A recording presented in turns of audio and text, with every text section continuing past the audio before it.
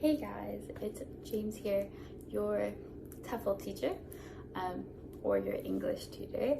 I'm a teacher on Preply and I have been teaching English for about 2 years now.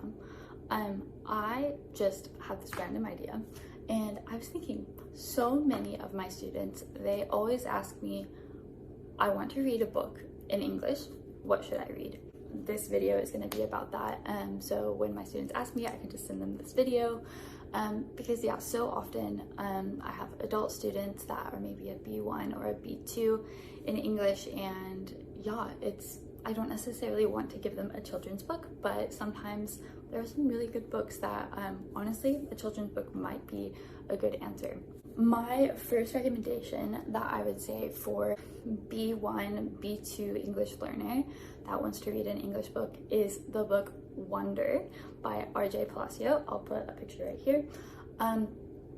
It is such a beautiful book. I read this, I think my grade 5 teacher, she read this to us in class, and I think I had a physical version of it as well. I remember having it when I lived in the US. And it is just such a heartwarming book.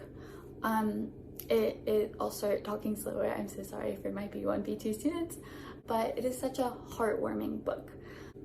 It is about a boy named Augie, and he has facial deformities. So he's born with these facial deformities, and the journey is basically about him being able to go to normal school for the first time in his life, because of these facial deformities.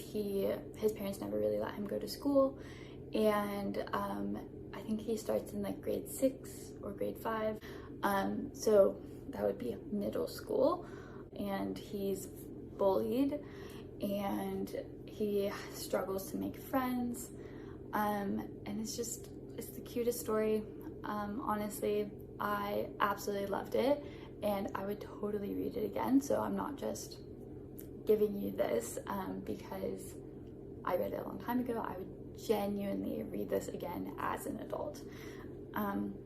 So that would be my first recommendation as an English teacher.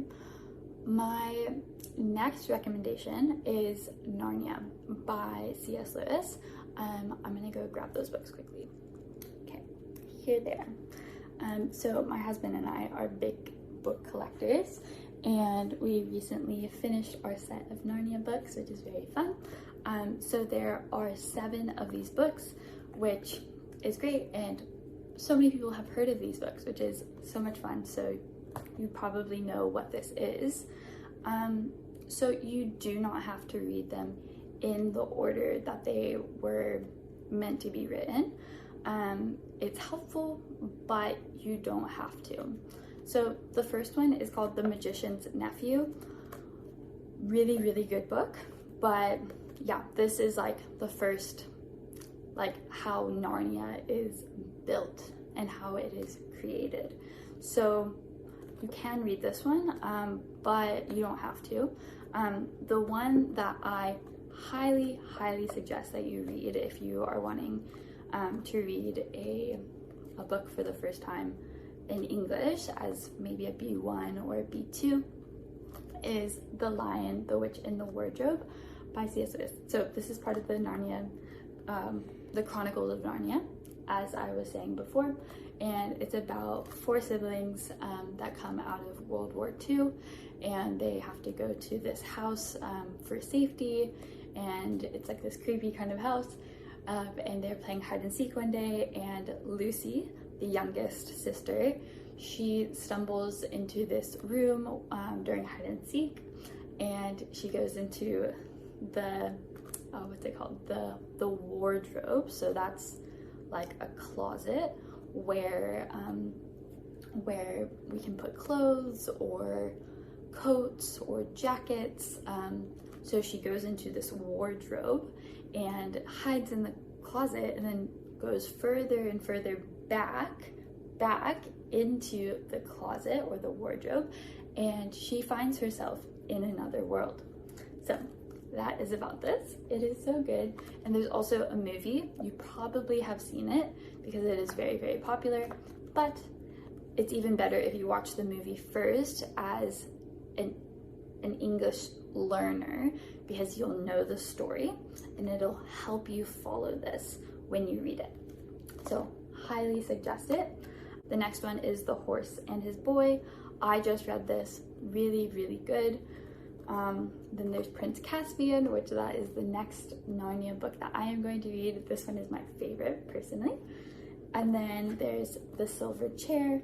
And then we have the last 3 books in this really pretty, like, old edition. And then there's The Voyage of the Dawn Treader. So there's a movie for The Lion, the Witch, and the Wardrobe, Prince Caspian, and The Voyage of the Dawn Treader. Yeah, all of these are very good. And it's good if you read these ones because you can also watch the movie, and so it will help you understand. And then the last one is The Last Battle. Really cool. My next suggestion is the book Holes by Louis Sachar, or Sachar. I don't know how to say his last name. But this is also a book that I read when I was probably 12 or 13 years old. But once again, it is a childhood favorite and I would consider it a classic. The good thing about this one as well, there is a movie, and that is really great because you can watch the movie before and then you can read the book and it will help you to understand. The book is about a boy who, his name is Stanley Yelnats. Yelnats is just Stanley backwards. So basically he has to go to this youth, like 12 to 16, 17-year-old like camp for youth that do bad things. Maybe they were supposed to go to jail and they need help. They are sent to this like camp in the middle of the desert, and their punishment, or the work that they do, is they literally spend all day shoveling holes, like holes in the ground. And so it's a very interesting book. Him and this other boy go on this like adventure. Let me read the synopsis or the book description. So Stanley Yelnats is under a curse that began with his no good, dirty, rotten, pig-stealing great-great-grandfather, and has since followed generations of Yelnats. That's his family. So basically what it is saying, his great-great-grandfather stole a pig, and because he stole a pig, there is a curse on Stanley's family. Now, Stanley has been unjustly sent to a boys' detention center. So he was sent to that camp because someone thought he did something bad. He didn't do something bad. Camp Green Lake is the name of the camp, where the boys build character by spending all day, every day, digging holes exactly 5 feet wide and 5 feet deep. This is the length and the height of their shovel. Their shovel is what they dig the holes with. There is no lake at Camp Green Lake, but there are an awful lot of holes. It doesn't take long for Stanley to realize there's more than character improvement going on at Camp Green Lake. The boys are digging holes because the warden is the person in charge, or that is leading the camp. The boys are digging holes because the warden is looking for something. But what could be buried under a dried up lake? Buried means something is underneath something. So they're digging to find what is buried underneath the ground. Stanley tries to dig up the truth in this inventive and darkly humorous tale of crime and punishment and redemption. it is a very good book. I really suggest it. So I'm realizing that all of the books that I am suggesting also have movies. And this is, I keep saying this, but it is really, really important because it does help you when you're reading. Most people that read don't love seeing the movie first because they feel like it makes the book worse because they know what happens. But when you are an English learner, this helps you. So I think it will be worth doing this. So the next book that I suggest is Because of Winn-Dixie. Once again, I read this when I was young, but it is so cute and so good. It is by Kate Dicamillo. It's about a girl and her dog. Oh, very cute. It's basically a story about a girl and her dog, and they go through some challenges together, and yeah, it's very cute. The description is very long, so I don't want to read it. I just remember it being very heartwarming. And also I forgot to say that the book Wonder that I suggested at the beginning also has a movie, which is very nice. Another classic but favorite of mine from when I was young is Anne of Green Gables. I'm really wanting to read this again. It is just such a beautiful classic. And once again, this also has movies and a TV show. If you have heard of Anne with an E on Netflix, this is the TV show.